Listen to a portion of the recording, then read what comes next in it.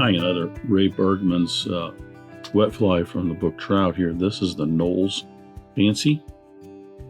This is a fairly straightforward fly. It's just got a light brown wool body to it and a silver rib, the brown hackle for a throat, and the wing is just black. As you'll see in the video, for whatever reason, these slips from this goose feather just kind of giving me some fits, and didn't turn out as 100% as I would want it, but it's a fishing fly, so I'm not going to be concerned with it. It'll fish well, but it's not something that I would probably frame. If I did, I would probably put this side on the visible side, because this one I just didn't turn out well enough for me. But here nor there, that's the Knowle's Fancy. I'll get started tying.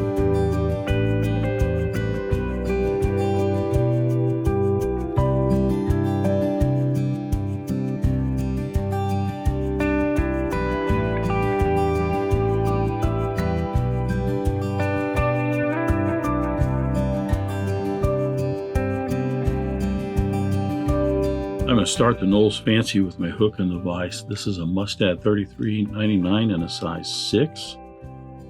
Debarb that hook. I'm going to attach my thread. I'm using a Danville 70 denier in white. It is a light brown yarn body, so I'm going with the white just to help that to not darken up. If I went with the black, it might darken up just a little bit. Probably not. So if you don't have the white, all you have is the black, I think you're probably fine. Attach my thread about an eye length behind the eye of the hook and work down to the point of the hook. There's a rib on the Knowle's Fancy, and it is, per the recipe, a little bit wider rib. So I'm using a Danville size 14 silver and gold Mylar tinsel. You could use a 16 if you want. I think the problem with the 16 is, in this yarn, when you pull it through, it's going to almost bury itself in there. And it is a silver rib, so I'll be tying this in with the gold side up. I'll pull that back through to the other side, or pull that to my left so that the end is in the body. I'm going to wrap down a few times here, getting to the very end of the body. Then I'll tie in the yarn. This is just some, I should say the wool. This is just I think it's a 3-strand light brown wool. I'm going to leave all 3 strands in here because this is a little bit larger hook, and I can untwist it to flatten that out as I wrap that in. I'm going to wrap forward, a little bit more wax on my thread. And wrap forward and touching turns, collecting that down to the hook shank to give me a smooth underbody.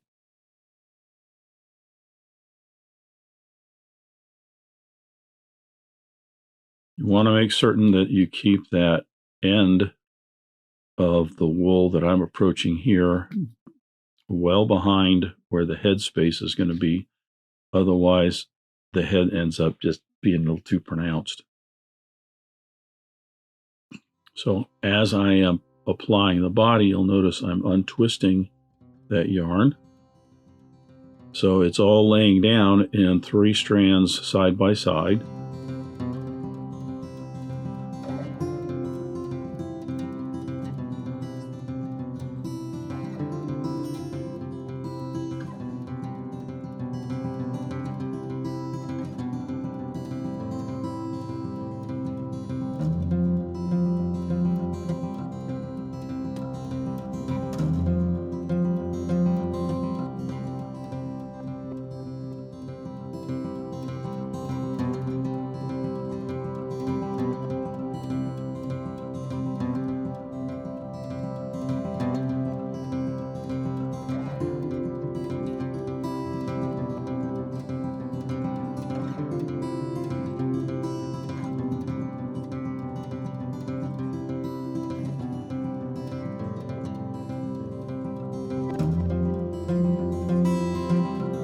tie in that rib, advance my thread forward. Now I'll change over to my black thread.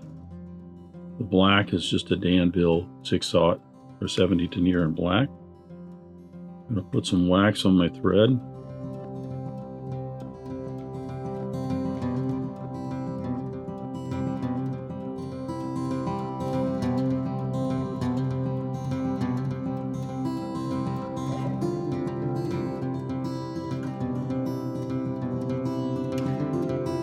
Advance that back to the rear end of the head here.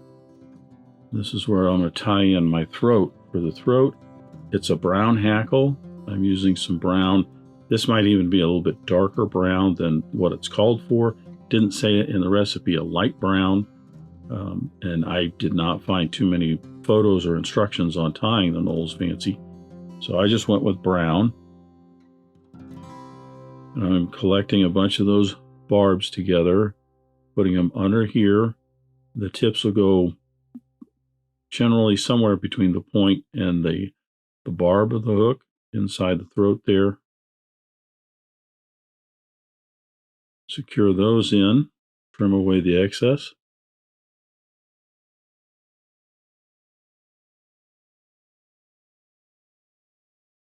Smooth this area off for our wing.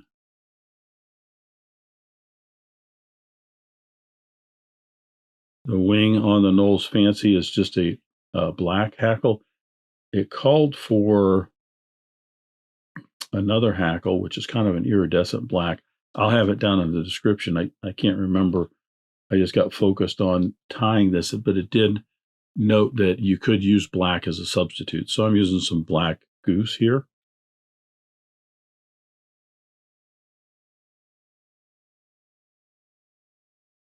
I'll get my 2 slips.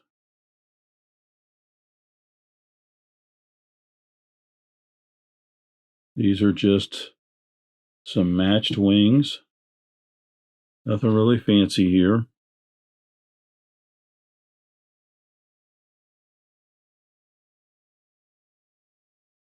I get those tips evened up. Take the other slip off. I want to slide those. If you wet your fingers just slightly, you can very easily slide those 2 slips across one another so that I can get the tips of those nice and even. Double check my width. I think I want to take off just a couple like this. I generally don't like a real thick wing, so I go about 3/4 the gap of the hook, something like that.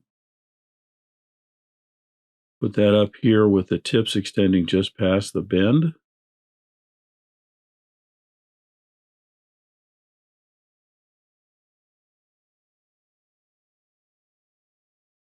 Secure that in.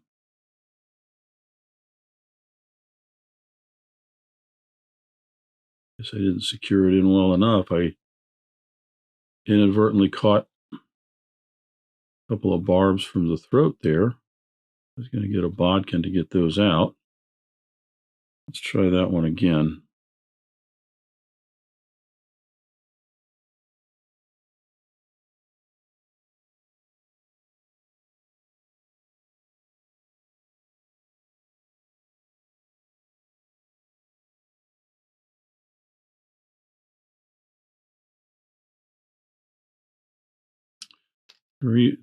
Third time's going to be the charm here.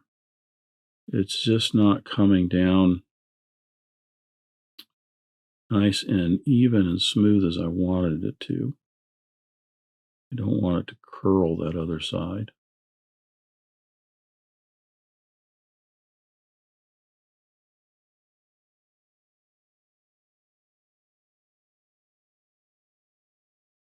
Yeah, that's a little bit better. And once again, it slid right off to the front. Sometimes these just want to be a bugaboo.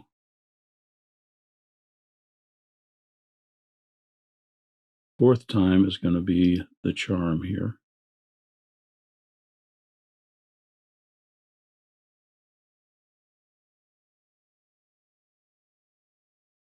Yeah, I have that secured in the back of the head where it should be. So that looks a little bit better.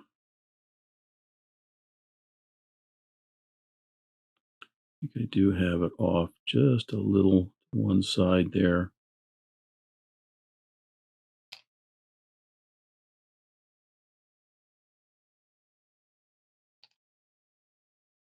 Hate to do it again, but I'm going to go ahead and try it one more time. These slips may not make it through another time.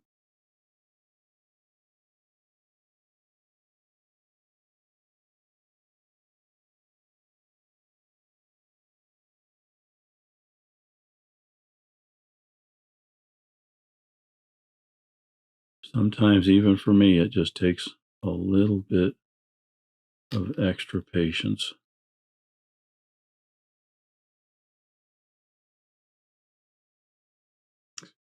Yeah, that's what I was afraid of. So could edit this out, but I'm not going to. I was going to make another pair because that far one is now getting folded over when it's tied in.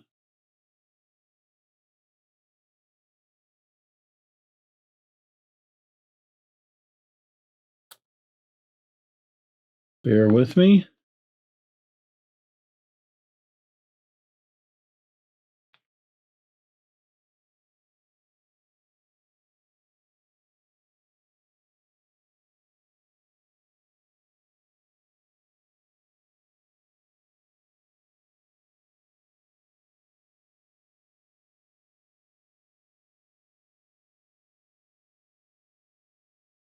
Okay. Got another set together here.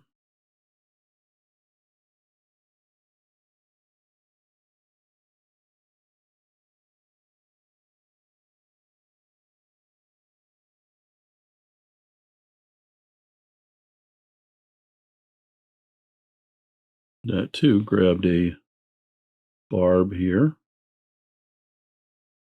but that one is in better. So I'm going with that.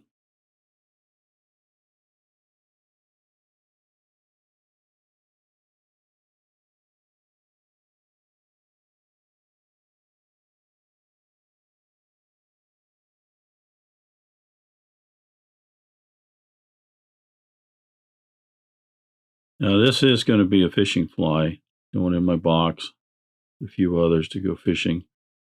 You'll notice on these wings, the profile on the barbs are a little different on both of them.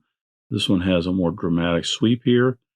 Plus over here, I've got some of the barbs are kind of torn up, and even on this one on the ends, I'm not going to concern myself with it because this will be a fishing fly.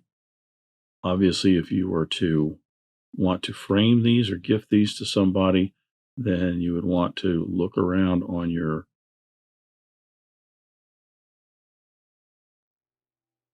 feather for the right barbs that are going to work for what you're looking for. That's just a statement because, sometimes you get these and they look really good, but you get some that have some torn tips. You'd have to, take those out and then use these that are more solid. If you're going to do a lot of these flies, you're going to end up with a number of feathers, matched feathers of black and red and whatnot, just for that reason. Depends on how picky you want to get with it, especially if you're just going to be fishing some of these. But there is the Knowle's Fancy. I'm going to put some head cement on this, come back with a couple coats of black lacquer on that to smooth that up. Took me a minute to get that wing at least fishable, a decent one, but it worked out. So there's the Knowle's Fancy. Thanks for watching today. Thank you for joining me at the Vise today. I hope you learned a new pattern, at least a tip or trick here and there. If you'd like to help Dress Irons, you can like, comment, share, subscribe, all those wonderful things for the video. You can also head out to dressedirons.com where you can buy flies, tools, stickers, and merch, or you can join a growing community over on Locals at the Dressed Irons Fly Tying Guild. You can also donate to Dressed Irons if you want through the link at the bottom of the description. I thank everybody for their ongoing support, as it really does help the creation of these videos. But what's important is to remember, only fly tying. If you're not having fun, you're doing it wrong.